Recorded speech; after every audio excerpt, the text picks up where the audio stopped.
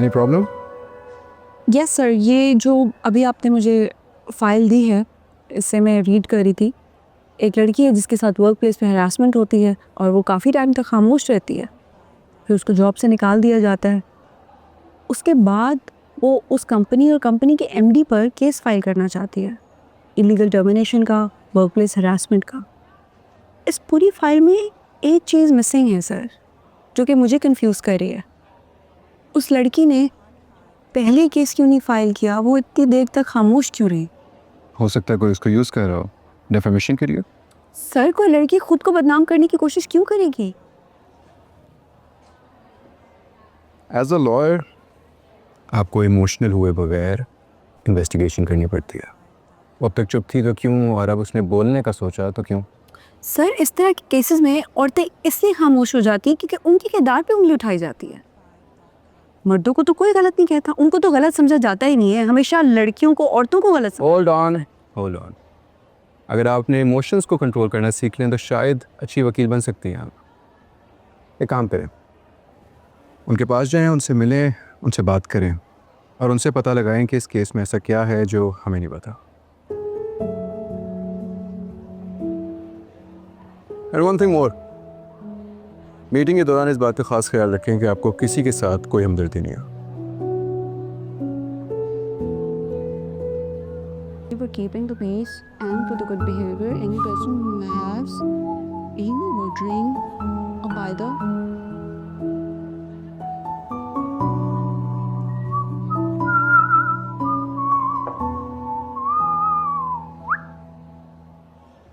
from the date of order refusing said constitution.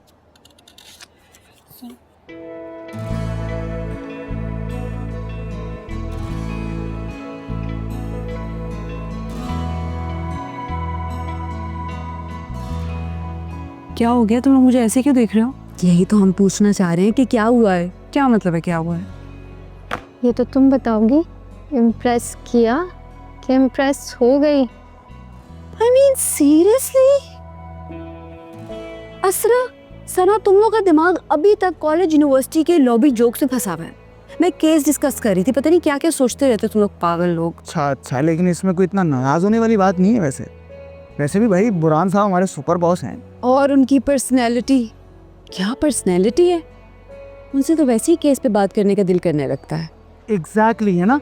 और मुझे लगता है वैसे भी अगर हम जूनियर्स उनको इम्प्रेस कर भी लें तो उसमें कोई बुराई नहीं है। यू नो, मोहतरमा को ही देख लीजिए, पहले दिन केस भी मिल गया। पहले दिन आपसे वो इतना इम्प्रेस है, इसका मतलब जानती है आप? माशाल्लाह। वैसे माशाल्लाह भाई, सिंपल सा फंडा है, जो बुरहान सर के साथ काम करेगा उसकी क्रेडिबिलिटी तो बनेगी।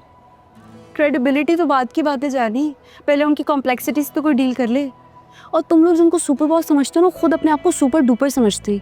तुम लोग की बातें सुनेंगे तो मजीद चने की झाड़ पे चढ़ जाएंगे। और तुम्हें एक ही दिन में उनके बारे में इतना सब पता लग गया। भाई, बड़े बुजुर्ग कह गए, कभी कभी समझने के लिए एक दिन नहीं, एक नज़र ही काफ़ी है। बिल्कुल सही कह के गए बड़े बुजुर्ग, लेकिन बड़े बुजुर्गों का ज़माना बहुत पुराना था, अब वक्त बदल गया है। भाई, मुझे तो अपनी जॉब बहुत एक्साइटिंग लग रही है बिकॉज ऑफ हिम। मेरी प्रैक्टिस किसी खड़ूस या संगीत टाइप सीनियर एडवोकेट के साथ शुरू होती तो मैंने तो घर बैठ जाना था। और वो तो यही प्रूफ करना चाहते हैं कि लड़कियां तो इसीलिए लॉ ज्वाइन करती हैं कि उनको टाइम पास करना होता है। तो तुम उन्हें समझा देना, हम लोग अपने प्रोफेशन के साथ फुली डिवोटेड हैं। एक आध केस हर लड़की पे अप्लाई नहीं होता। तुम्हें लगता है उनकी पर्सनालिटी देख के कि वो किसी की बात समझने की कोशिश भी करेंगे? बिल्कुल हाँ, लेकिन मुझे लगता है कि अगर तुम समझाओगे तो वो समझ जाएंगे। बिल्कुल। और तुम बताओ, ये चाय अकेले की पी रहे हो, हमारी चाय कहाँ? हमारे लिए भी नहीं आते। इक्वालिटी क्या कहती है? मैडम, आपके भी पैर हैं, जाइए लेके आइए। बस करो मोहित, तुम और तुम्हारी बातें।